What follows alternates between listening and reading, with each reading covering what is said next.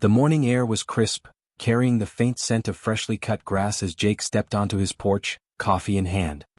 He exhaled, ready to sink into the comfort of his favorite lawn chairs, the perfect place to start his Saturday, except they were gone.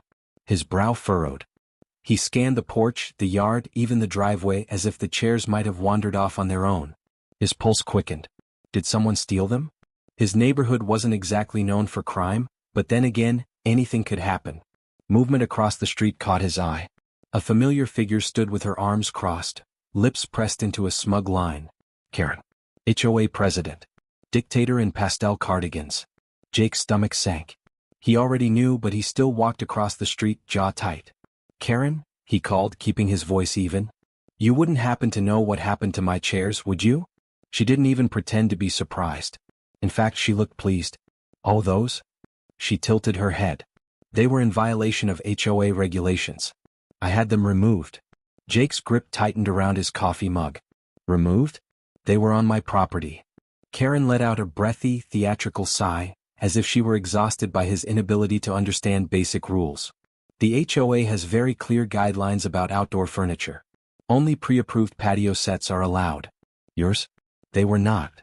He blinked, barely able to process the sheer absurdity. Since when? Karen gave a practiced, condescending smile. Since always. Jake had lived in the neighborhood for 3 years. Never once had anyone mention this. He had seen neighbors with mismatched chairs, hammocks, even an inflatable pool. That's not in the rule book, he said firmly. Her smile widened like a cat playing with its food.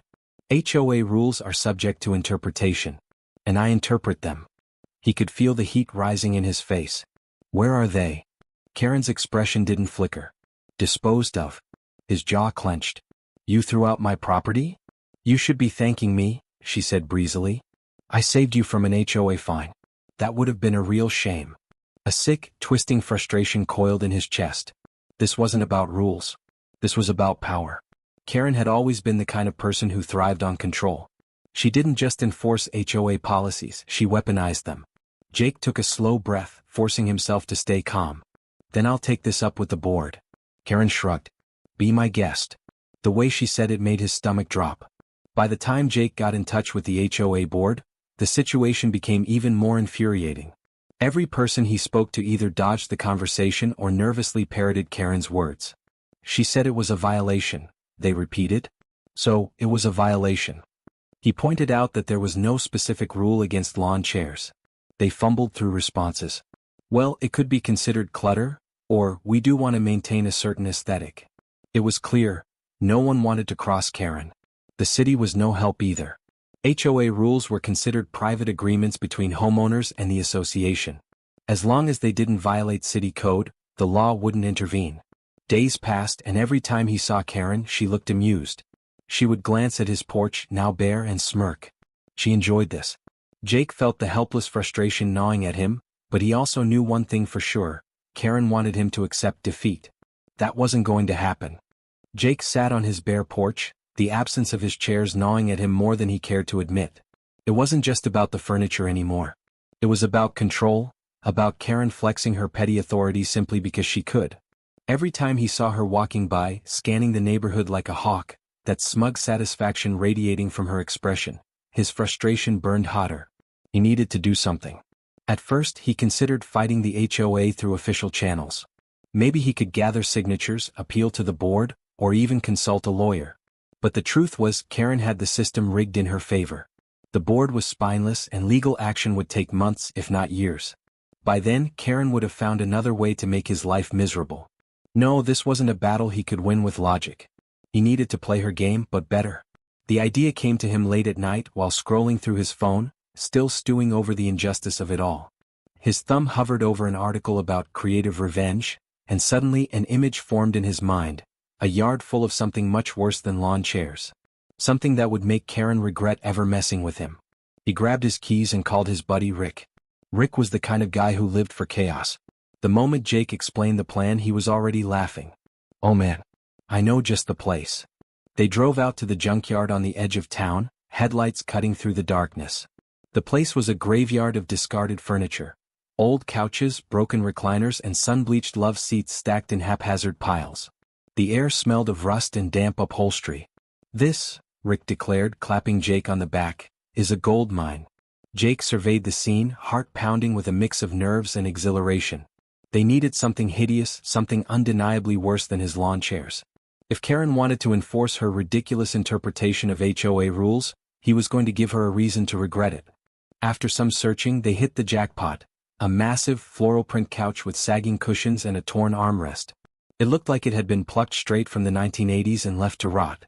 Beside it, they found a mustard-yellow love seat with stuffing peeking out and a faded sectional that reeked of mildew. "Perfect," Jake said, grinning. With considerable effort, and several close calls involving a rusted nail and an unexpected rat, they managed to load the monstrosities into Rick's truck. The ride home was spent in near-hysterical laughter, the absurdity of their mission making the tension from the past few days melt away. By the time they reached Jake's house, the neighborhood was silent, the streetlights casting long shadows. They worked quickly, dragging the couches into position right where his lawn chairs had once been. The final setup was a masterpiece. The floral couch took center stage, flanked by the mustard love seat and the sectional, forming an impromptu outdoor living room. To complete the look, Jake scrounged up an old coffee table from his garage and placed it in the center, adding a cracked lamp for effect. Rick stepped back, admiring their work. "This is art." Jake couldn't stop grinning. "Let's see Karen try to interpret this." As he headed inside, he couldn't shake the anticipation buzzing under his skin. He knew without a doubt that morning was going to be glorious. The scream shattered the morning quiet. Jake barely had time to pour his coffee before the unmistakable sound of Karen's outrage tore through the neighborhood. He stepped onto his porch, savoring the moment before looking toward the street. There she was, standing frozen on the sidewalk, hands clenched into fists, face a violent shade of red. Her gaze was locked on the hideous junkyard furniture sprawled across his lawn. For a long, glorious second, she was speechless. Then, like a dam breaking, the words poured out. "What's this?" Jake took a slow sip of his coffee, fighting the smirk threatening to break across his face. "Morning, Karen." She whirled on him, eyes blazing. "This is a violation. A disgrace. You have trash on your lawn." He feigned confusion. "Trash? No, these are perfectly good couches." He gestured at the floral monstrosity. "Comfy too." Her hands trembled with barely contained fury. "You think this is funny?" "A little." Her nostrils flared. "You will remove these immediately." Jake leaned against the porch railing, utterly at ease. "I don't see why. You made it very clear that lawn chairs weren't allowed." "These aren't chairs." "You never said anything about couches." A strangled noise escaped her throat. She took a breath, trying to compose herself, but her voice still wobbled. "This is an eyesore. You are lowering property values." Jake shrugged. "That's subjective." A few neighbors had started to gather, drawn by the commotion. Some whispered to each other, barely hiding their amusement. A few even had their phones out.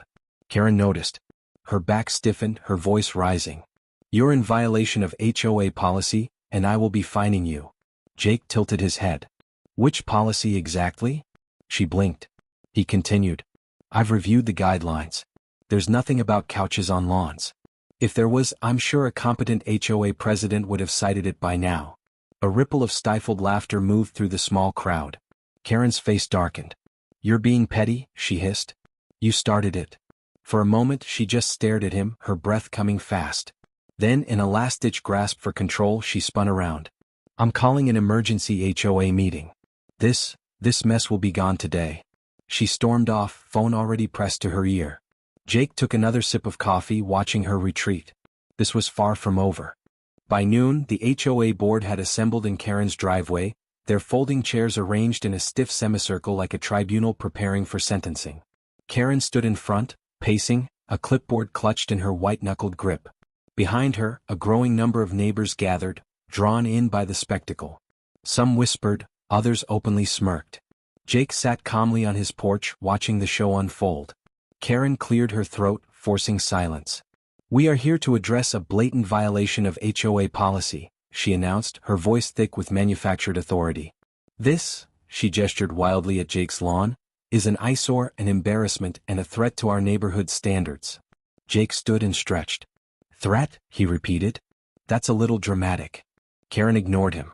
"As HOA president, I am issuing an immediate removal order." If Mr. Carter does not comply, he will face maximum fines and possible legal action. Jake crossed his arms. On what grounds? Karen's eyes flashed. Excessive clutter. Public nuisance.